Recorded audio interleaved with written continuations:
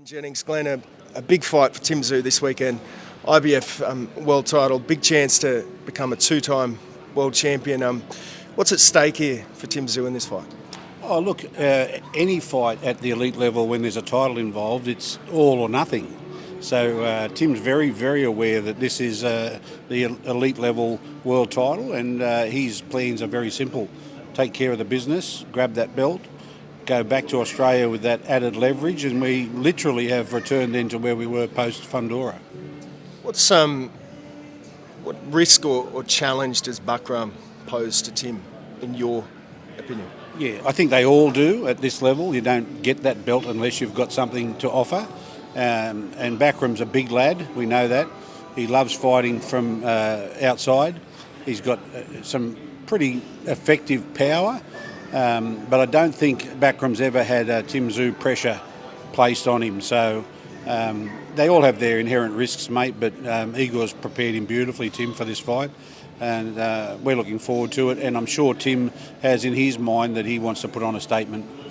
A couple of comments from Bakhram this week. Tszyu talks too much. He's most hyped fighter in boxing. Any comment on that? Yeah, I think part of the game.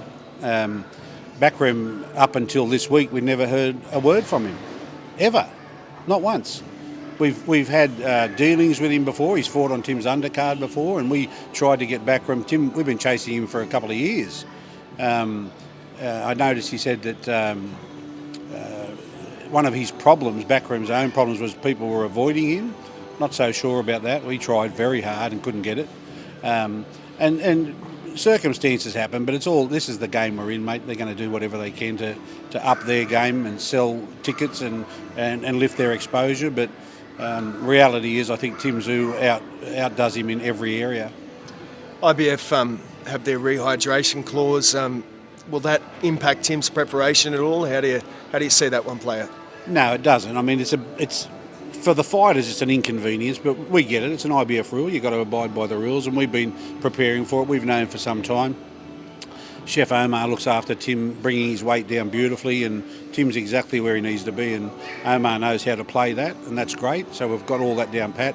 Coach Igor, no issue with it whatsoever. So we'll get that done and dusted, and then and move on to the fight. I saw an article from Brendan Bradford. There's been a change in the corner. Cutman, Mark Gambin is out. What's the situation? Yeah, very sad set of circumstances. Only broke in the last 15 minutes. Mark rang me. He's admitted to hospital last night with extremely inflamed appendix, and they put him straight into surgery. So big shout out to Mark back at home. We're going to miss you, mate. We wish you were here. It's always bad when we lose one of our original members of our team.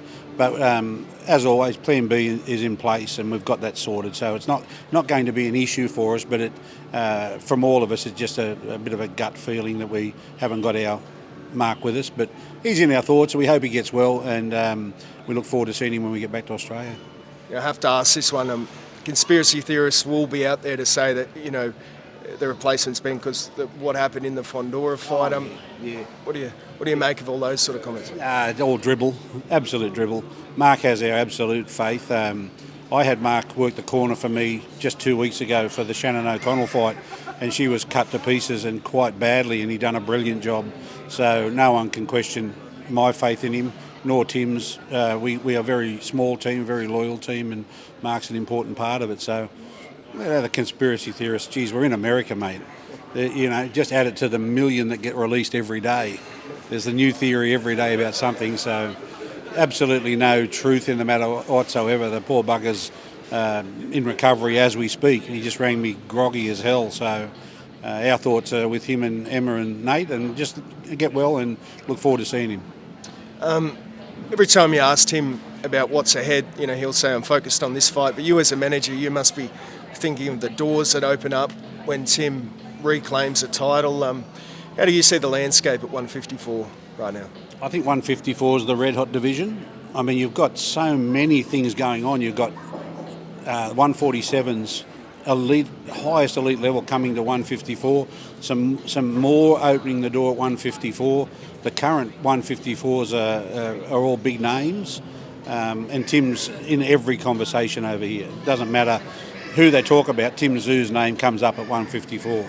So absolutely, manager's role is always to be planning in advance and have Tim's roadmap well and truly marked out. Now, you can do that to a degree, but you're all obviously subject to conditions, circumstances and availability of those fighters. So Matty Rose and I are always exchanging and going back and forth and trying to get the next one ready. And I can assure you that Tim Tszyu will remain very busy. God willing, no injuries that allow us to do that. And 2025 is going to be a massive year for Tim Tszyu. So we're really excited because it's sort of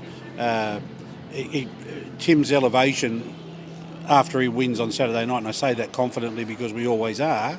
He's back in the mix as a world champ, and so once you get there, the doors do open, the leverage is there, and so I expect that 2025 for Tim's going to be a cracker of a year, and 154 is going to be even hotter. Kostya supposed to come to this fight. We believe he will be here. Yep. What role will he play? Will he play a role in the preparations, or will he just be there to watch? Look, it's great. I've been speaking with him pretty much every day, organising this. He's going to arrive on Thursday, and we all look forward to that. His role, he's coming to enjoy the process. He's not coming to be heavily involved in the preparation or in the team side of things. Of course, just having him here is a bonus for us because it brings with it a chance for the family to get together. Nikita will be here as well. It's been a long time for Nikita since he's seen his dad. Tim's caught up with him in Thailand, but we know that Kostya will enjoy himself, and that's really what it's about for us. We want him to see his sons fight, and they are happy to have him here. So I look at it like just a great opportunity to get them all together and enjoy it. What has he made? I'm hoping we'll get to speak to him later this week. But you will, absolutely. What has he made of Tim's evolution? How does he see Tim Tszyu as a fighter right now? He's very proud of Tim, very proud of what he's achieved. He is a very reserved man when it comes to predicting or saying too much about the boys' futures, because no different to how he was in the ring. Kostya was a complete professional, and he never ever allowed himself the opportunity to get caught up or run away with it. It was always, that job's done, I can do better, and I've got a bigger challenge coming. And Tim carries that with him, and I'm sure Nikita will as he matures into a world champion as well. So it's a rare dynamic in boxing. Generally, when some fighters become world champs, they lose a bit of the focus because the outside world catches up with them. These boys are the opposite. It makes no difference. Tim will not change an iota if he's got that belt around his waist next week. It'll be right. That job's done. What's next? From a financial perspective, does Tim enjoy, I guess everyone enjoys making money, but sure, is he sort of a guy to sort of, plan out smart investments? Is that your role? What's that world look like? Good question. Well, from the get-go, I took on a mentoring role with Tim in terms of business advice and tried to teach him and bring him along, and he's done really well. He's a grown man. He's matured into a terrific young fella, and today he's got a great little investment portfolio that we've done together. Not together, it's Tim's portfolio, but I've advised him and assisted him to get to that, and we talk all the time on the next round of what we can do or what potentially we can do, but we don't really talk a lot about money as such.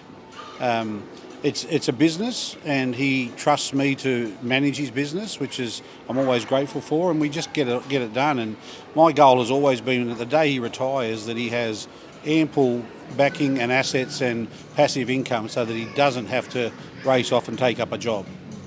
Nikita Tszyu, last time we spoke, he going in for the hand surgery. How did that go? When can we expect to see Nikita back? Had surgery last Friday. Spoke with the surgical team. Great result. He's incapacitated for a while. It takes a little bit of repairing, but I would suggest that all going well and the rehab works beautifully, we'll see Nikita back March 2025 in the ring, and he arrives tomorrow. So he's heading out here tomorrow, which is great. Be good to see him. But yeah, Nikita's just enjoying a bit of downtime at the moment, which is great because he's had a pretty busy schedule as well. last one. What does the next few days look like for yourself? Have you been sort of getting out and enjoying Orlando? What's it look like for you? We're at a beautiful resort, so it's hard not to go down and sit by the pool and do your business there where you're on the phones and the likes. But it's really just about Tim now. We have some media commitments we've got to do, and he's of course training and just fitting in his runs in the morning and going for walks. But generally, it's just a matter of now the final touches and just getting him ready for the weekend. So. All the media's here now, it's great. All the Aussies are here. It's a bit of an Aussie invasion here at this resort, which is great.